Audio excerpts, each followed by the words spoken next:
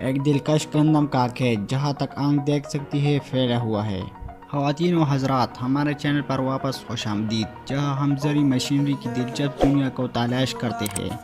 آج ہمارے پاس آپ کے لیے واقعی ایک دلچسپ چیز موجود ہے۔ ہم سب سے پہلے فصل کی کٹائی کے موسم کی طرف جا رہے ہیں، جہاں کسانوں پر بھروسہ کیا جاتا ہے اپنی بھرپور فصلیں لانے کے لیے طاقتور مشینوں پر اور کھیتوں کی ناقابل یقین وقت کے عزیز والے ہیرو۔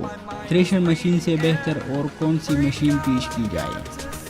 تو آئیے دوستو چلتے ہیں تھریشر مشین کی پروسیس کی طرف۔ دوستو تھریشر سے پہلے گندم کو کاٹنا ہوگا، جیسا کہ آپ دیکھ سکتے ہیں کہ مزدور کس طرح گندم کو کاٹ رہے ہیں۔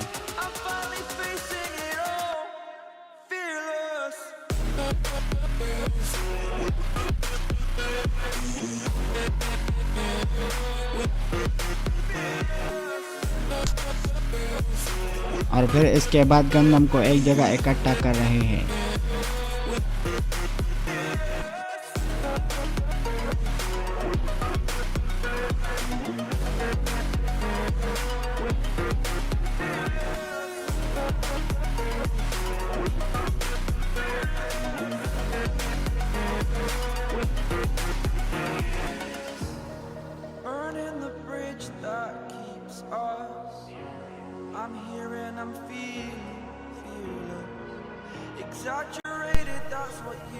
یہ تھریشر مشین جدید ٹیکنالوجی کا ایک حقیقی معجزہ ہے۔ آئیے دوستو مرحلہ وار عمل کو توڑتے ہیں۔ دوستو اس عمل کا پہلا مرحلہ کٹائی ہوئی فصل کو مشین میں کالا کھلانا ہے۔ کسان عام طور پر فصلوں کو تھریشر پر لوڈ کرنے کے لیے ٹریکٹر یا دیگر گاڑیاں استعمال کرتے ہیں۔ ایک بار جب فصلوں کو مشین میں کھلایا جاتا ہے تو یہ کئی آپریشن سے گزرتی ہے۔ دوستو تھریشر کے اندر میکانزم اور اجزاء کا ایک سلسلہ ہوتا ہے جو اناج کو باقی پودوں سے الگ کرنے کے لیے مل کر کام کرتے ہیں۔ اہم حصوں میں سے ایک ڈرم ہے جو چھوٹے دانتوں یا تھریشنگ سلاخوں سے لیس ہے۔ جب فصل ڈول کے اندر سے گزرتی ہے تو تھریشنگ سلاخیں ڈنڈوں یا بوسیوں سے اناج کو باہر نکال دیتی ہے۔ دوستو اس ڈرم کا سائز دیکھو، یہ ناقابل یقین ہے کہ یہ کتنی مؤثر طریقے سے کام کرتا ہے۔ ڈرم پر دانت ایک رگڑ قوت پیدا کرتے ہیں جو دانے کو الگ کرتے ہیں، جو کہ سوراخوں سے گر کر عمل کے اگلے مرحلے میں منتقل ہو جاتے ہیں۔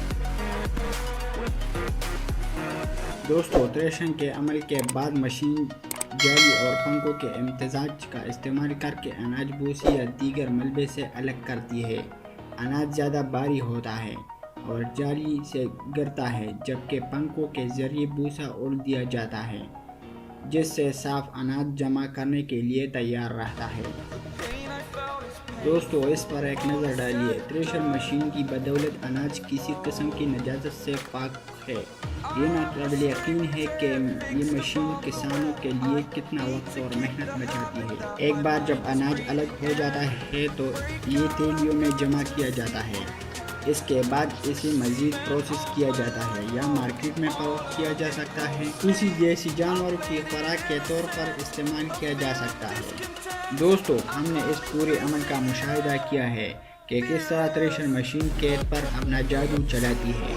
کٹائی سے لے کر اناج کو الگ کرنے تک اس ناقابل یقین مشین نے کاشتکاری کو زیادہ مؤثر اور پیداواری بنا دیا ہے۔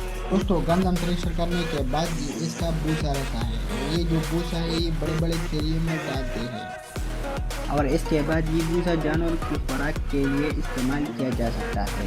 اور دوستو مجھے امید ہے کہ آپ نے اس تھریشر مشین کے عمل میں اس جھلک کا لطف اٹھایا ہوگا۔ اگر آپ نے ایسا کیا ہے تو یقینی بنائیے کہ اس ویڈیو کو انگوٹھا دے اور مزید دلچسپ مواد کے لیے اس سبسکرائب بٹن کو دبائیے، اور ہمیشہ کی طرح اس زرعی مہم جوئی میں میرے ساتھ شامل ہونے کا شکریہ۔